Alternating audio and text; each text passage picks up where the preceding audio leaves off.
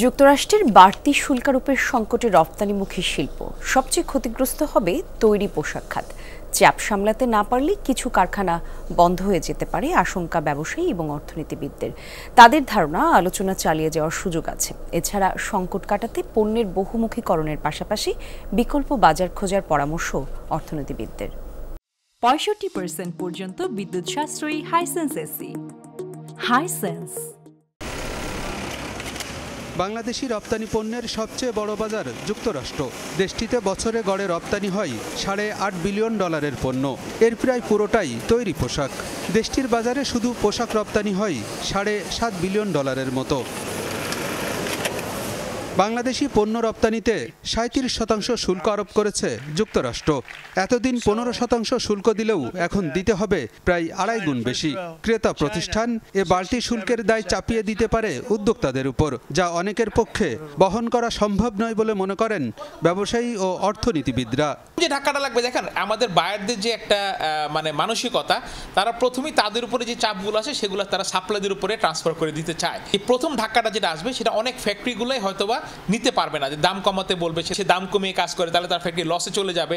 ফলে কিছু কিছু ফ্যাক্টরি আসলে প্রথম ধাক্কাতে বন্ধ হয়ে যাওয়ার একটা সম্ভাবনা দেখা দিতে পারে। মনে রাখা দরকার, আমরা যে ধরনের পণ্য রপ্তানি করে থাকি মূলত স্বল্প লো এন্ড এবং মিডিয়াম এন্ড পণ্যগুলো, এগুলো তাদের স্বল্প আয় বা মধ্যম আয়ের মানুষই তারা কিনে থাকেন আমাদের পণ্যগুলো। সুতরাং উচ্চ মূল্যর কারণে ওখানে যদি মূল্যস্ফীতি হয় বা কর্মসংস্থানে যদি সেখানে কোনো ধরনের প্রভাব পড়ে, তার কারণে যদি ভোক্তারা কম কেনে, তাহলে কিন্তু আমাদের উপরে তুলনামূলকভাবে বেশি ইম্প্যাক্ট হবে। আমাদের এই জায়গাটিতে বিকল্প পণ্যে সুইচ করবার সুযোগ নেই। বাণিজ্য ঘাটতি বিবেচনায় বাংলাদেশি পণ্যের উপর শুল্ক আরোপ করেছে ট্রাম্প প্রশাসন, যা যৌক্তিক নয় বলে মনে করেন ব্যবসায়ী ও অর্থনীতিবিদরা। দেশটির প্রধান রপ্তানি পণ্যের উপর কোনো শুল্ক নেই। বিষয়টি তুলে ধরে মার্কিন প্রশাসনের সাথে আলোচনার পরামর্শ তাদের। আমরা সেকেন্ড আইটেম হিসেবে ইম্পোর্ট করি সোয়াবিন, থার্ড আমরা কটন ইম্পোর্ট করি। তো এই আইটেমগুলোতে কিন্তু আমাদের ট্যাক্স স্ট্রাকচার হলো 0, seed custom duty 0, supplementary duty 0। হয়তো হয়েছে যে রেসিপ্রোকাল, যে আমাদের টোটাল ডিউটি স্ট্রাকচার বা টোটাল ডিউটি স্ট্রাকচার তো তার বিজনেসে হ্যাম্পার করছে না। ফলে এই জিনিসটা আমার মনে হয় যে আমরা আসলে একটু আমাদের এখন বোঝানো দরকার যারা ট্রাম্প প্রশাসনের সাথে জড়িত। উচিত হবে বাণিজ্য মন্ত্রণালয়ের গবেষকদের সঙ্গে আলাপ আলোচনা করে এই তাদের মেথোডোলজি কিভাবে তার ক্যালকুলেশন করেছেন এবং সেইটির ভিত্তিতে রিক্যালকুলেট করে দেখা যে আমাদের এখানে এমএফএন রেটেও 74% হওয়ার কথা না, আর ইফেক্টিভ রেট তো অনেক কম, কেননা আমাদের এক্সপোর্ট ওরিয়েন্টেড ইন্ডাস্ট্রি যেগুলো ব্যবহার করে সেটা কিন্তু শূন্য শুল্ক পায়। সংকট কাটিয়ে উঠতে এবং একক বাজারের উপর নির্ভরতা কমাতে বিকল্প বাজার খোঁজার পরামর্শ অর্থনীতিবিদদের।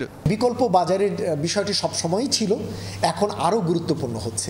একদিক থেকে বাংলাদেশের এলডিসি গ্র্যাজুয়েশন রিলেটেড উদ্যোগ নেবার সূত্রপাত হচ্ছে এই ঘটনাটির মাধ্যমে। মার্কিন যুক্তরাষ্ট্র এখন এমএফএন রেট বা উচ্চ শুল্ক আরোপের কারণে বাধ্য হয়েই এখন ট্যারিফের বিকল্প বা ট্যারিফের ভিতরে কিভাবে আমরা নেগোশিয়েট করতে পারি সেই জিনিসগুলোর কিন্তু এখন না উদ্যোগ গ্রহণ করে কোনো সুযোগ নেই।